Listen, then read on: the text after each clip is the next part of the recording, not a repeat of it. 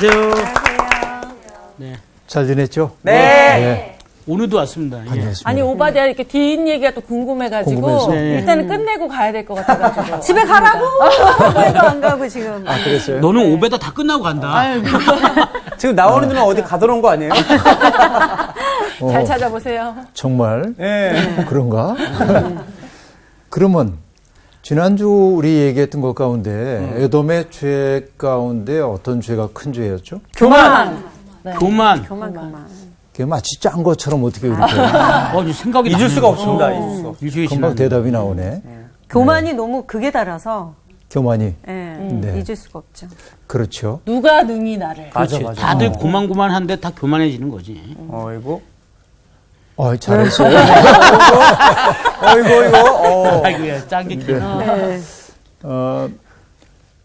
기독교 전통이 오랫동안 인간의 죄의 뿌리, 그걸 이제 대개 7개로 설명을 해왔어요. 네. 그래서 뭐 교만, 분노, 질투, 나태, 탐욕, 또 식탐도 있어요. 맞아, 탐식. 오늘 안 쳐다보시네요. 네. 선생님. 네.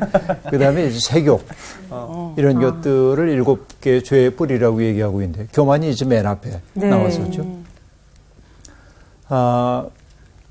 그 성 안뚜아네의 유혹이라고 하는 책도 있는데 그 책에 보면은 이제 인간을 유혹하는 그 7가지 유혹자들이 등장을 하는데 교만이 제일 세. 진짜? 모든 유혹 가운데 교만이 제일 세고 강력합니다. 그럴 것 같아. 사람을. 근데 에돔이 교만했죠. 교만했죠. 오늘 이제 우리가 보게 될 장면에서는 에돔의 죄 가운데 하나가 네. 꼭 그렇게 일치하기는 어렵지만 아까 얘기한 대로 7가지의 죄의 뿌리 가운데 나태라고 하는 게 있었어요. 네. 나태 게으름. 혹은 태만이라고 말할 수 있는 건데 그건 뭐냐면 해야 할 것을 하지 않는 거예요. 예. 이게 나태함입니다. 그런 죄도 있어요. 우리는 죄라고 하는 게 저지르는 것만이 죄라고 생각하잖아요. 되게. 하지 않는 것도 죄. 근데 하지 않은 일도 죄야. 이게 이제 매우 중요한 거예요. 네. 근데 이런 말이 있습니다. 하나님이 세상에서 가장 소중한 것을 어디에 숨겨뒀을까요? 마음. 마음. 네, 뭐 좋긴 좋은데 가장 소중한 거. 네 옆에. 내, 옆에 그렇죠. 내 가까운 곳에. 가까운 곳에. 흔히 이렇게 얘기합니다. 하나님은 세상에서 가장 연약한 자들 속에 가장 아름다운 것들을 숨겨놨다. 내가 그 아름다움을 발견하기 위해서는 그들 곁에 가야 돼. 그들의 이야기에 귀를 기울이고 그들의 삶을 함께 나누기 위해 노력하지 않으면 우리는 하나님이 정말 인간을 위해 준비해 놓으신 가장 아름다운 걸 발견할 가능성이 별로 없어요. 난 이게 매우 중요한 가르침이라고 생각해요. 오늘 수업 오바댜 3강 에돔의 죄. 자, 어쨌든 지난주에 우리들이 공부했던 것은 오바댜에서 교만함이라고 하는 문제가 오바댜를 파멸에 이르게 했다고 한다면 네.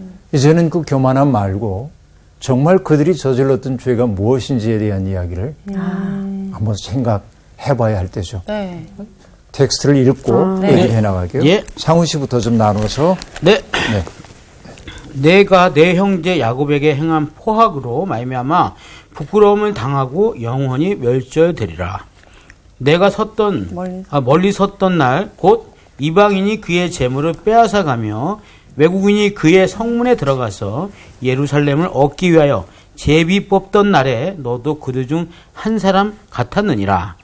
내가 형제의 날 곧 그 재앙의 날에 방관할 것이 아니며 유다 자손이 패망하는 날에 기뻐할 것이 아니며 그 고난의 날에 내가 입을 크게 벌릴 것이 아니며 내 백성이 환난을 당하는 날에 내가 그 성문에 들어가지 않을 것이며 환난을 당하는 날에 내가 그 고난을 방관하지 않을 것이며 환난을 당하는 날에 내가 그 재물에 손을 대지 않을 것이며 내 거리에 서서 그 도망하는 자를 막지 않을 것이며 고난의 날에 그 남은 자를 원수에게 넘기지 않을 것이니라. 여호와께서 만국을 벌할 날이 가까웠나니 내가 행한 대로 너도 받을 것인즉 내가 행한 것이 내 머리로 돌아갈 것이라.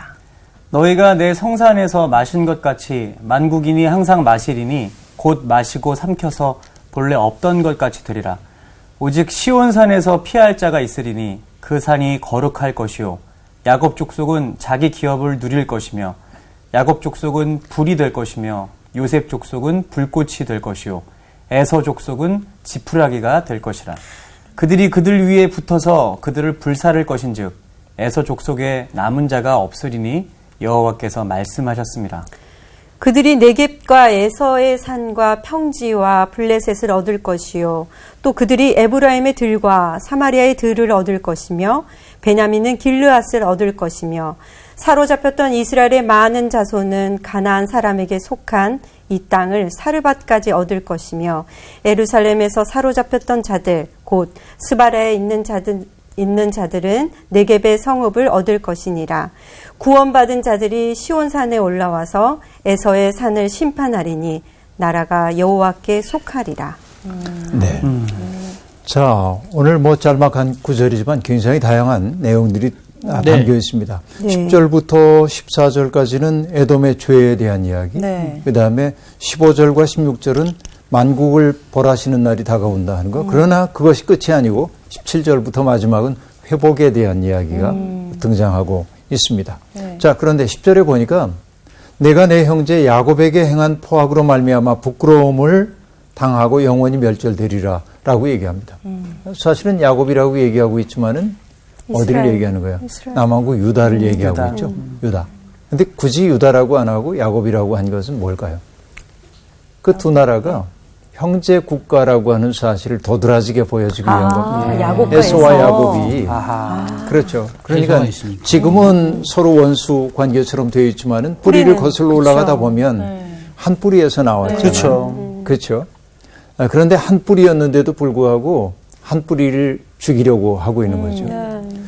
우리가 옛날에 탈무드 같은 데서 그런 이야기를 들은 적이 있습니다.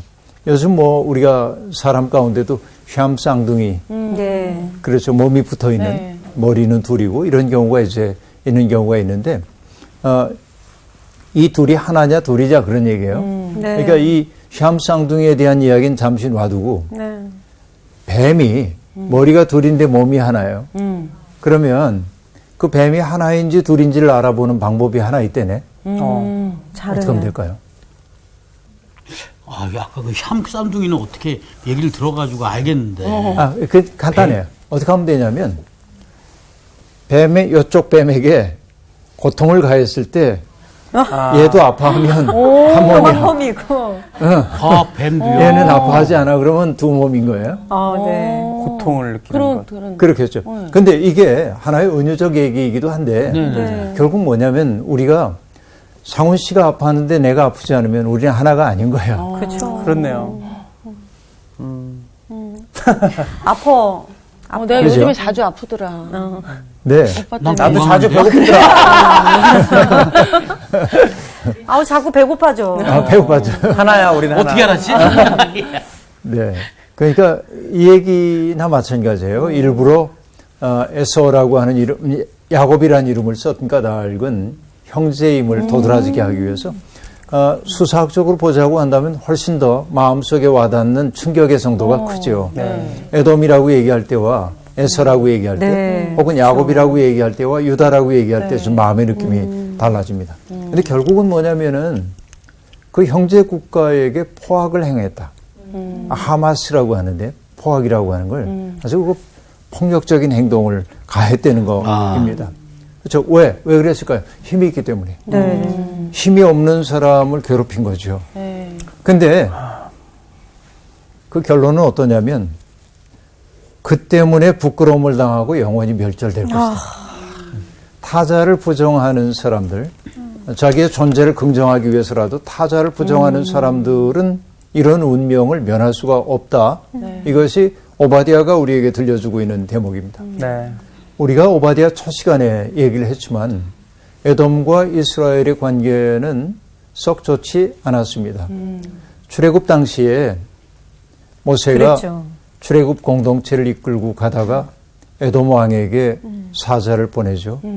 우리가 지금 여기를 통과해 가고 싶은데 당신들이 지어놓은 농사 손대지 않을 겁니다.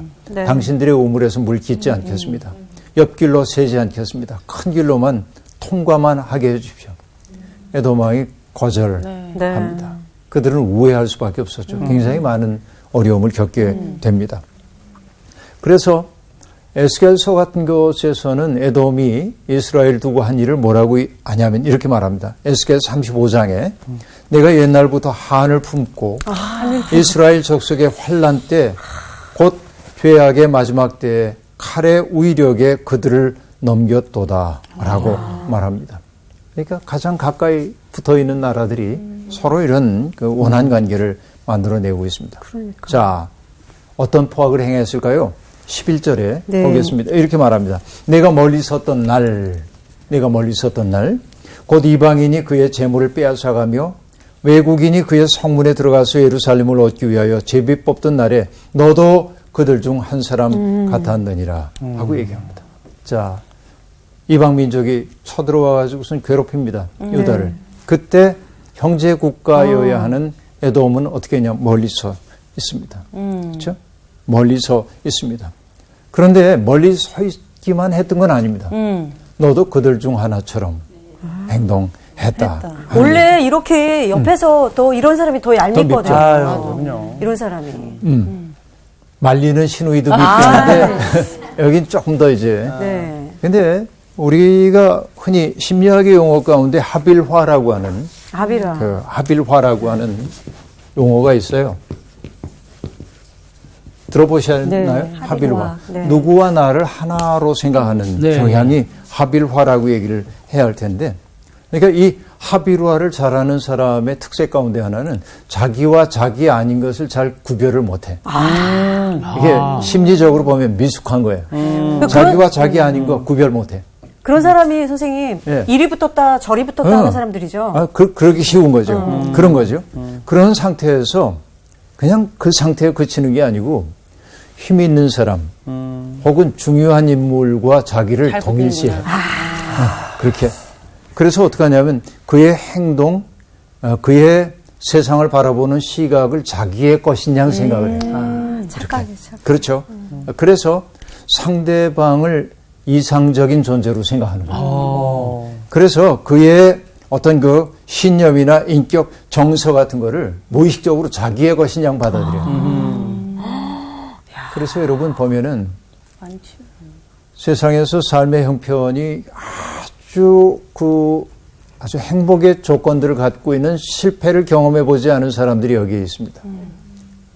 그러면 전혀 그렇지 못한 사람들은 여기를 바라보면서 왜 저 사람들만 행복한 거야? 그럴 수도 있잖아요. 이 현실은 꼭 그렇지만은 않습니다. 이 사람들이 이 사람들과 자기를 합일화하는 경우가 있어요. 그들의 눈으로 세상을 바라보기도 합니다. 때때로. 이게 슬픈 세상의 현실이라고 볼 수 있습니다. 그런데 에돔이 그렇게 강력한 국가가 아니죠. 이스라엘 다윗 왕 때도 그렇고 솔로몬 때도 그렇고 이스라엘에 의해서 상당히 괴롭힘을 당했어. 이 나라들이 강대 국가가 아닙니다. 그러니까 기회가 찾아오자 때는 이때다 하고 확고하게 이방인의 편에 서서 이스라엘을 괴롭혔다 하고 얘기를 지금 하고 있습니다. 그렇죠. 그 괴롭혔던 그날을 12절은 이렇게 표현합니다. 내가 형제의 날, 곧 그 재앙의 날에 방관할 것이 아니며 방관하지 말아야 했던 겁니다. 네. 유다의 자손이 패망하는 날에 기뻐할 것이 아니며 그 고난의 날에 내가 입을 크게 벌릴 것이 아니었다라고 말합니다. 그렇죠. 아무리 뭐 관계가 나쁘다 그래도 불행을 당하는 사람을 보면서 방관한다든지 혹은 기뻐한다든지 또 입을 크게 벌려 행복한 거지. 그러지 말았어야 한다라고 얘기하고 있습니다. 그래서 죄 가운데 아까 얘기했다시피 방관. 교만이라고 하는 죄가 지난 시간에 우리가 얘기한 거라고 한다면은 나태 혹은 태만인데 죄에 두 종류가 있다고 흔히 얘기를 하죠. 하나는 저지른 죄이고 또 하나는 해야 할 것을 하지 않은 죄가 있어요. sins of commission, commit한다, 저지른다, 저지르는 죄가 있어요. sins of omission 하면 어미트 한다는 걸 빠뜨리는 거예요. 해야 할 일을 하지 않은 죄예요. 하지 않은 죄. 그래서 오바댜 첫 시간에도 제가 얘기한 것 같은데 부자의 문간에 있었던 나사로가 죽어서 낙원에 들어갑니다. 그런데 부자는 죽어가지고 지옥으로 떨어집니다. 부자의 죄가 뭐냐 그거지. 안 나오잖아요. 부자의 죄가 뭔지 안 나오잖아요. 그래서 사람들이 그 죄에 이름을 붙였어. 문간에 있는 나사로가 그렇게 고통을 당하고 있는데 모른 척한 죄입니다. 알아듣기 쉬운 말로 얘기하자면 잘 먹고 잘 산 죄예요. 오늘 울고 있는 사람이 있는데 혼자 행복하면 안 돼요. 오늘 예를 들어서 수혜를 만난 사람들이 너무나 어려움을 겪어가지고 어쩔 줄 몰라 하고 있는데 거기 낚시를 하고 있으면 안 된다 그 얘기죠. 네. 산사태로 말미암아 집이 떠내려가고 그랬는데 거기서 골프 치고 있으면 안 된다 그 얘기죠. 그건 사람이 할 일이 아닌 거죠. 그렇죠. 그러니까 내 자유인데 뭐 이렇게 얘기할 수도 있지만 그래요. 그 사람 자유인데 하나님 보시기에는 안 좋아. 그거는 그렇죠. 나태한 해야 할 일을 하지 않는 죄인데 그 가운데 하나가 방관죄. 방관하는 거야. 누군가가 내 일 아니니까 저 사람의 고통은 그 사람이 감당해야지 하는 이런 방관죄가 우리에게 있습니다. 흔히 그러죠. 어떤 권력관계에 있는 사람이 다른 사람에게 해서는 안 될 일을 해요. 네. 그러면 같이 있는 사람들이 그러면 안 됩니다. 네. 왜 그러십니까? 하고 얘기를 해줘야 행위가 제지되는데 저 사람이 나를 좌지우지할 수 있기 때문에 그 일을 보고도 모른 척 한다든지 같이 웃고 있다고 한다면 이거 방관죄 저지른 거죠. 우리가. 이런 일이 많죠. 많아요. 사실은 이런 일들이 아주 많이 있죠. 네. 그래서 방관하는 죄가 만들어내고 있는 디스토피아는 유토피아의 반대라고 볼 수 있겠죠. 디스토피아의 문제는 어떤 것들이냐면 내가 방관하면 할수록 악에게 용기를 줘. 나쁜 짓 저지르는 게 그렇게 나쁘게 안 느껴져. 나는 그만한 능력이 있으니까. 그래서 우리가 때때로 방관하지 말고 개입을 해야 하는 까닭이 뭐냐면 악에게 용기를 주지 않기 위해서 그런 거예요. 그렇네요. 네. 그렇죠.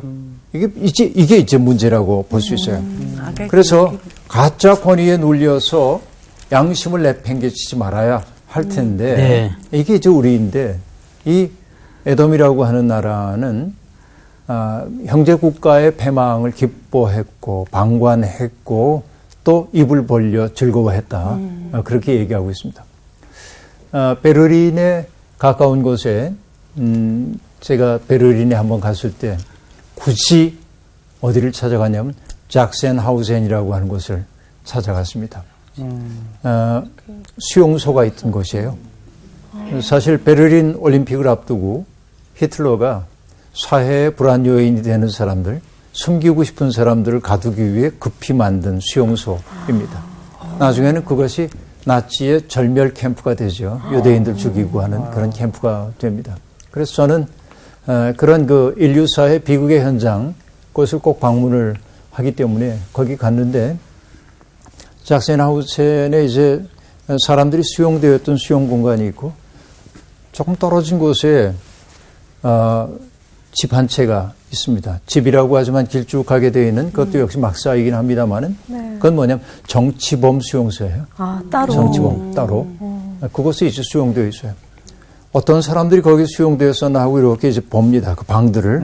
마치 우리가 서대문에 있는 옛날 형무소사리에 가보면 되어 있는 것처럼 가서 이렇게 보는데 그 방에 수용되어 있던 사람들의 초상화가 그렇게 걸려 그 앞에 이렇게 놓여 있어요. 근데 거기에서 누구를 내가 만나냐면 여러분 아마 많이 들어보지는 못했을 거라고 생각을 합니다만은 그 마르틴 니멜러라고 하는 분이 있어요. 목사님인데요. 모릅니다. 처음 들어볼 거예요 아마. 그분이 마르틴 루터 아마 그 좀 후배로 알고 있습니다. 아 그래요? 네, 죄송합니다. 지금 난 중요한 잘 얘기하고 모르는 계시는데 이 지금. 가만히 있을게요. 족보를 알고 예. 있네. 네. 뉴멜러라고 하는 목사님인데 그분은 어떤 분으로 유명하냐면 히틀러가 등장했을 때 부끄럽게도 독일 교회가 히틀러를 고무 찬양합니다. 히틀러가 하는 모든 일들을 이렇게 부끄러운 흑역사죠. 독일의 기독교사에서. 그런데 그 그릇된 권위 앞에 우리가 머리 숙이면 안 돼. 오직 우리는 하나님 앞에만 머리를 숙이는 사람이야. 그래서 지금이야말로 나의 신앙을 고백해야 하는 상황이다. 고백의 상황 가운데 있다 해서 일단의 사람들이 모입니다. 그래서 그들을 뭐라고 하냐? 고백교회. 그러니까 그릇된 권위, 그 앞에 우리가 머리를 숙일 게 아니라 이런 위기 속에서 우리가 내가 믿는 주님을 믿는다는 것이 무엇인지를 고백해야 할 상황이에요. 그러니까 우리 뭐예요? 용기 있는 사람들. 용기 있는 사람들입니다. 감동이다. 그래서 고백교회에 속해 있던 사람 가운데 그 유명한 사람이 디트리 보네퍼 목사님인데 그 목사님이구나. 네. 나중에 처형당했지만 네. 이게 이제 굉장히 위대한 존재들입니다. 근데 니멜러 목사님도 그 가운데 하나 붙잡혀 들어가 있는 거예요. 그분을 보면서 마음이 찡했어요. 정말 얼마나 어려운 일이 많을 텐데. 사진이 있어요, 거기 가면? 거기에. 예. 근데 이 마틴 니멜러 목사님이 썼던 시가 있습니다. 근데 그 시가 뭐냐면 처음 그들이 왔을 때라는 시예요. 그 시가 이렇게 됩니다.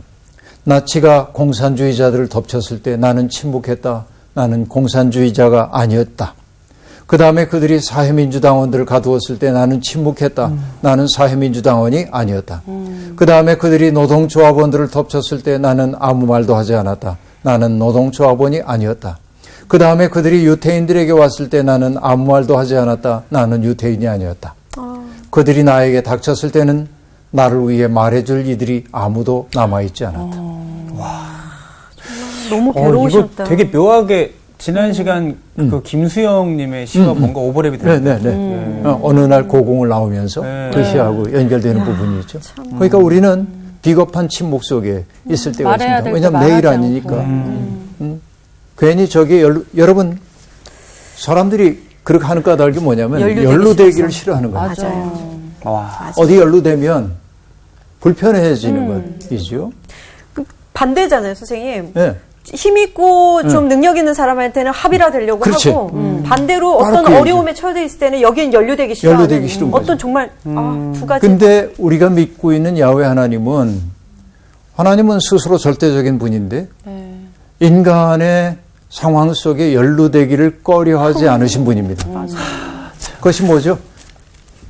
그 애굽 땅에서 고통당하고 신음하는 그 사람들의 신음소리를 들으시고 역사 속에 개입하시잖아요. 그리고 그 백성들과 더불어서 언약을 맺어. 언약이라고 하는 건 뭐냐면 함께 수갑을 차는 것과 같아. 약속에 매이는 것이기 때문에. 굳이 그렇게 안 하나님은 하셔도 스스로의 자유를 그렇죠? 부자유함 속에 스스로를 가둔 거예요. 무엇 때문에? 사랑 때문에. 그러니까 우리가 믿는 하나님은 연루되기를 꺼려하지 않는 존재인데 우리는 살면서 누군가에게 연루되기를 몹시 꺼리죠. 이게 인간의 모습이죠. 그런데 바로 그것이 방관죄로 나타난다 하는 얘기입니다. 네. 근데 방관만 하는 것도 문제인데 방관만 안 합니다. 그러니까 참여해. 그 미란 씨가 정말 정리를 잘해 줬어요. 그 뭐냐, 강자하고는 합일화하고 약자와는 연루되기를 꺼려하고 이게 이제 인간들의 버릇인데 죄된 인간의 버릇인데 이 에돔이 한 일은 뭐냐면 내 백성이 환난을 당하는 날에 내가 그 성문에 들어가지 않을 것이며 환난 당하는 날에 내가 그 고난을 방관하지 않을 것이며 환난을 당하는 날에 내가 그 재물에 손을 대지 않을 것이며 라고 말합니다. 자, 여기에 표현이 뭐냐면 내 백성, 그죠? 내 백성. 바로 언약 백성을 얘기하고 있는 겁니다. 하나님은 택하신 백성들의 고난에 예민하게 반응하는 분입니다. 택하신 백성들이 하나님과의 언약을 어겼을 때 속상해하고 그들이 잘못된 길로 가면 가시울타리를 가지고 맞기도 하고 채찍을 들어 치시기도 하지만 그것이 그들을 버린 것이 아니라 그들을 회복시키기 위해 그러시는 거잖아요. 그래서 여전히 고통당하고 있는 사람들을 내 백성이라고 지금 부르고 있는 거예요. 그렇죠. 누군가의 불행을 틈타서 자기 이익을 확보하려는 야비함, 이런 것들. 여러분, 이것이 정말 비겁한 일이죠. 국제관계에서도 그렇죠. 내가 지금 곤고한 처지에 있어. 우리가 이 분단된 국가, 전쟁의 위협 가운데 있는데, 그러니까 우리의 이런 상황을 이용해서 자기 이익을 확보하려는 나라들이 있으면 밉잖아요. 네, 맞아요. 그런 생각이 들죠. 이게 성경 얘기가 옛날 얘기가 아니야. 인간의 삶의 이야기야. 그대로 지금 진행이 되고 있다는 얘기입니다. 사실은 평화라고 하는 것은 명분에 지나지 않고 자국의 이익을 확보하기 위해서 못할 일이 없는 게 국제관계에 점점 냉혹해져 가고 있습니다. 그렇기에 지금 이 오바댜의 말씀은 선포되고 또 선포돼요. 네. 내 형제의 날에 너희 그러면 안 됐어. 이 얘기가 되게 힘 있는 나라들에게 들려져야 하는 말이라고 얘기할 수 있겠습니다. 14절 그들의 죄가 계속 등장하고 있습니다. 내 거리에 서서 그 도망하는 자를 막지 않을 것이며 고난의 날에 그 남은 자를 원수에게 넘기지 않을 것이니라. 여러분 피난민들을 받지 않는 것은 물론이고 그들의 어려운 처지를 긍휼히 여겨 돕기는커녕 그들을 사로잡아서 적들에게 넘기거나 종으로 팔아먹는 일을 했다는 겁니다. 에돔이. 네? 그러니까 여긴 뭐 신의도 없고요. 뭐 인간다운 따뜻함도 없고요. 아까 얘기했던 거 기억나세요? 인간이 이중적 책임을 지고 있다고 했는데 하나는 하나님 앞에서의 책임이고 또 하나는 이웃 앞에서의 책임이라고 얘기했는데 그들은 그 두 가지의 책임을 다 버린 거예요. 하나님의 질서를 따라 처신하지도 않았고 하나님이 만드신 이웃과의 관계 그것도 소홀히 하며 지냈기 때문에 결국 이런 그러니까 우리가 늘 얘기를 해왔지만은 인간은 다른 사람들을 수단으로 삼으면 안 돼요. 물론 우리가 이렇게 살다 보면 예를 들어서 수희 씨가 가지고 있는 어떤 재능이나 능력 같은 것들을 내가 필요로 하기 때문에 우리 계약을 맺읍시다. 이렇게 해서 대가를 주고 할 수는 있어요. 네. 이거는 뭐 이익사회에서 어쩔 수 없는 계약의 관계입니다. 그런 것조차 수단으로 삼았다고 말하지 않고 그것은 그의 존재를 소중한 목적으로 대하면서 그가 가지고 있는 것을 함께 협의를 통해서 나누는 것이죠. 네. 이건 수단화했다고 얘기할 수 없어요. 그런데 수단으로 만든다고 하는 것은 뭐냐면 어떤 사람을 물화시키는 건데 물건 물화시키는 거예요. 되게 착한 사람들 정말 이용하는 사람들 진짜 많죠. 그럼요. 얼마나 살살 잘 말로 속여고 꼬셔가지고. 제가 많이 당해요. 착해서. 아, 네. 진짜. 많이 이용하더라고요. 그래도 막판에 자기가 뭐- 이제 착한 걸로 끝내는 거죠. 아니 그 표정도 변하지 않고 저렇게 얘기하는 거 재능이야. 또 일어나야 돼. 또 일어나야 돼. 상훈이 그게 아니라 그것도 제가 그래. 좀 약간 멍청할 정도로 착해요. 그러니까 누가 도와달라고 하면 거절을 못 해요. 아하. 그러니까 저도 그냥 제 이익 때문에 뭐 아예 안 한다 뭐 이렇게 얘기를 해야 되는데 이 친구한테 제가 꼭 이렇게 도와주면 근데 좋은 마음으로 했는데 알고 보니까 이용을 이용 당한 거지. 그거 나중에 아, 하는 그럼 거지. 속상하지. 그럴 수 있죠. 자, 여하튼요. 누군가를 물화시키는 행위, 그가 물건처럼 취급하는 행위는 하나님 진짜. 그에게도 모욕이지만 그를 지으신 하나님에게도 모욕이에요. 네. 누군가가 어떤 사람을 물화시키는 걸 봤을 때 그거를 방관하는 것도 죄죠. 그렇죠. 그렇지. 그렇죠. 그렇죠. 그러니까 여러분 하나님 믿고 산다는 게 쉽지만은 않아요. 진짜 그렇네요. 아유, 참. 예, 보니까 그렇죠. 정말 우리가 지켜가야 할 게 많이 있어요. 자, 그래서 하나님은 만국을 벌하십니다. 왜? 이렇게 세상을 이렇게 살고. 사람들을 물화시키는 그런 세상을 이제 벌하는 거예요. 여호와께서 만국을 벌할 날이 가까웠나니 내가 행한 대로 너도 받을 것인지 내가 행한 것이 내 머리로 돌아갈 거다 하고 행한 얘기해요. 대로. 나는 죄라는 게 부메랑 같아. 그런 것 같아요. 던지면 자기에게로 돌아오잖아요. 그리고 점점 절실하게 느끼는 게 있는데 옛말에 그런 얘기, 옛말도 아니고 우리 흔히 쓰는 말이죠. 콩 심은 데 콩 나고 팥 심은 데 팥 나고. 네.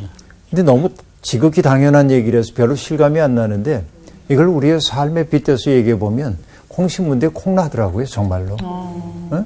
죄를 씹는 사람들은 탐욕의 씨를 뿌리는 사람들은 탐욕으로부터 썩어질 것 거두고 영을 위해 심는 사람들은 영생을 거두는 거죠.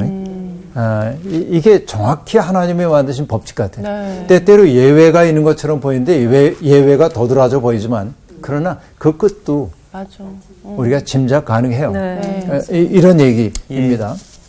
당장 보이지 않아도 역사를 지배하고 있는 것이 하나님이 분명하지요. 16절이 얘기합니다. 너희가 내 성산에서 마신 것 같이 만국인이 항상 마시리니 곧 마시고 삼켜서 본래 없던 것 같이 되리라 하고 말하는데 여기서 말하는 너희는 유다입니다. 그러니까 유다가 성산에서 마셨어. 진노의 쓴 잔을 마셨어. 그렇죠. 진노의 쓴 잔 마신 것처럼 다른 나라라고 그 쓴 잔 안 마실 리 없고 다 마시게 될 거래. 근데 에돔은 마셔서 어떻게 되냐면 없는 것처럼 될 거다. 결국 그렇게까지 얘기를 지금 하고 있습니다. 네, 이것이 하나님의 어떤 그 지속적인 징계를 얘기하고 있는데요. 아무튼 그 다음 17절부터 보겠습니다. 그럼 희망이 없는가? 희망은 없나? 17절부터 희망을 얘기합니다. 어떻게 얘기하고 있죠? 오직 시온산에서 피할 자가 있으리니 그 산이 거룩할 것이요 야곱 족속은 자기 기업을 누릴 것이며 라고 말합니다. 시온이라고 하는 게 이제 시온주의가 시온 신앙이 있습니다만은 사실은 시온에 대한 기대를 가장 많이 품고 있었던 것이 이사야 같은 예언자들인데 시온이라고 하는 것은 저는 이렇게 얘기해요. 하나님을 믿는 사람들 모두의 고향이야. 이건 고향. 그냥 태어난 곳은 다 달라도 고향이야. 이것이. 고향이라고 하는 말은 뭐냐면 중심이야, 중심. 이 시온에 대한 신앙이 무너지지 않는 한 내 삶이 어떠하든지 간에 나는 다시 일어설 수가 있는 것이죠. 고향에 끌리는 거죠. 김주태 시인의 시 얘기한 적이 있는데 고향에서는 자빠져도 흙과 풀이 안아준다며. 참. 내가 자빠져도 괜찮아. 고향이라고 하는 게 있으면은 그런 얘기이죠. 그래서 뭐냐면 결국 시온산에서 피할 자가 있을 거다. 남은 자가 있다. 야곱 족속이 철저하게 괴멸되는 것처럼 보이지만 그들이 보기에는 그러나 뭐야 진노의 잔을 마시고 나면 그 시온산에서 피할 자가 남을 거다 하고 얘기합니다. 그것은 뭐죠? 에서 족속의 철저한 파멸과 대조되는 거예요. 네. 남은 자들이 있을 거라고 얘기를 하고 있습니다. 그래서 결국은 야곱은 망하는 것처럼 보였으나 망하지 않고 자기 기업을 누리게 될 거다. 그렇게 얘기합니다. 그리고 18절이 무서운 얘기가 나오죠. 야곱 족속은 불이 될 것이며 요셉 족속은 불꽃이 될 거고. 자, 요셉 족속은 북왕국 옛날 이스라엘족을 얘기하는 거예요. 남북왕조를 다 얘기합니다. 그들이 불과 불꽃이 되고 에서 족속은 지푸라기가 될 것이어서 불이 그쪽으로 붙을 거다. 무서운 얘기죠. 그리고 그들을 불사를 것인즉 에서 족속에 남은 자가 없으리니 여호와께서 말씀하셨다 하고 얘기를 합니다. 그래서 결국은 시온을 사모하는 백성들에게 그들이 괴멸적인 파괴를 입는 것처럼 보이지만은 그들이 다시금 되살아나는 거예요. 봄 되면 죽은 줄 알았던 대지에서 풀들이 돋아나는 것처럼 그 백성들이 살아날 건데 뭐라고 말하냐면 네겝은 유다 땅의 남쪽에 있는 광야지대를 얘기하는 거예요. 네겝, 사막지대이기도 하죠. 에서의 산과 에서의 산은 에돔 지역을 얘기하는 거겠죠. 그 다음에 평지화하고 얘기하는데 이게 평지라는 게 쉐펠라라고 하는 건데 뭘 보면 되냐면 여기 지중해가 있죠. 여기 이 해안지대입니다. 해안지대에서부터 여기 산악지대가 있어요. 여기 대개 예루살렘이나 베들레헴 같은 도시들은 산악지대 이 꼭대기에 있습니다. 거의 높은 지역에 있어요. 높은 지역. 그래서 이 중간지대. 평지. 이게 평지예요. 쉐펠라라고 해가지고 여기가 대개 한 450m쯤 됩니다. 높이가. 저지대라고도 얘기하거든요. 그러니까 이 평지, 그러니까 얻는 데를 다 보면 산악지대도 얻고 평지도 얻고 해변 지역도 얻고 북쪽도 얻고 그리고 이 요단강 건너편 이쪽 가나안 지역도 얻고 다 얻는 거예요. 이스라엘 백성들이 그렇게 살게 될 것임을 지금 얘기를 하고 있습니다.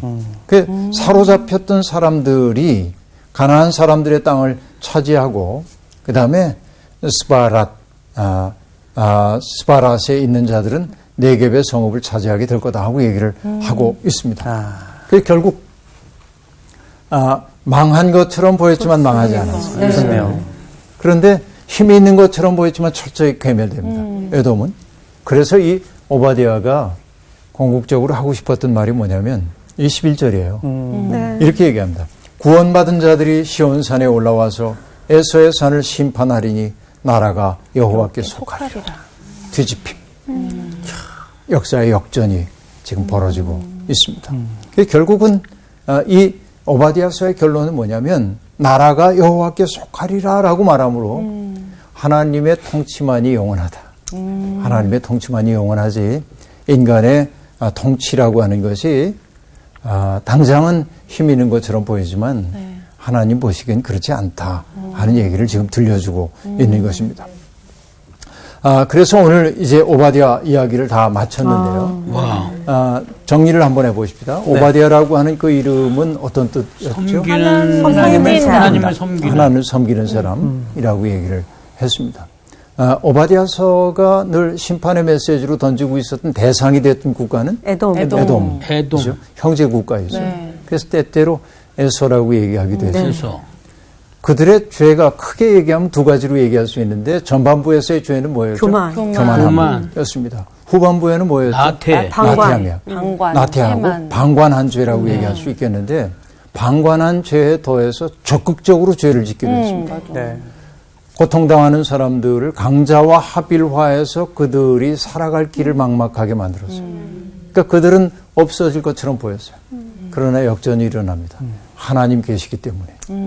없어질 것 같았던 그들은 마치 봄 되어 돌아오는 풀처럼 돋아나고 그리고 점점 퍼져가고 그렇죠? 그리고 오히려 사람들을 괴롭히고 자기를 강화하려고 했던 에돔은 철저히 잔을 다 마시고 사라져버리는. 그게 결국 이루어진 것이 뭐냐면 역사를 치리하시고 통치하시는 분은 여호와. 하나님만이 통치하신다. 여러분 오늘 우리의 삶의 형편이 때때로 고통스러울 수도 있습니다. 그러나 잊지 마십시오. 하나님이 통치하십니다. 이 하나님의 통치를 내 마음속에 받아들이게 될 때 좌절에 쓴 자리에서 몸을 일으켜 일어설 수 있죠. 부활신앙이 바로 그런 거예요. 나는 패배해도 괜찮아. 주님 패배하지 않으셔. 이 든든함을 가지고 살게 될 때 우리는 하나님의 통치에 동참하는 사람이 될 겁니다. 오늘 수업 여기서 마치죠. 고맙습니다.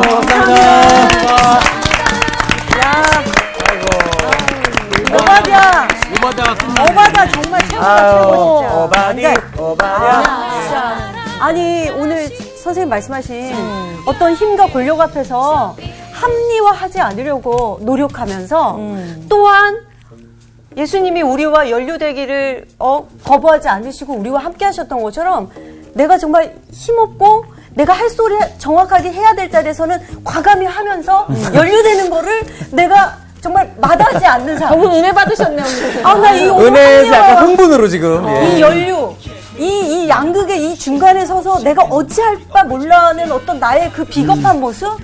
눈물 흘립니다. 이 누나가 지금 제가 수업 같이 들었잖아요. 흥분하다가 울다가 웃었다가 지금 정신력도 약간 지금 어떤 인생의 희노애락을 다 담아냈어요. 가슴이 답답한 그래서 딱 느낀 게 뭐냐면 그겁니다. 이게 영원한 게 없습니다. 맞아. 내가 있는 지구 있는 거 영원한 거 없어요. 결국 우리 그 풀도 마르고 꽃은 시들지만 주님의 말씀만 영원한 거예요. 그것만 붙잡겠습니다. 나는 말이에요. 오늘은 좀 조용하고 싶어요. 사실은 우리 어머니 돌아가시고 아버님 또 미국에 계시거든요. 그러니까 고향이 없어요, 진짜. 갈 데가 없어요. 성사학당. 그래서 오히려 이런 연절 때 되면 되게 외로워요.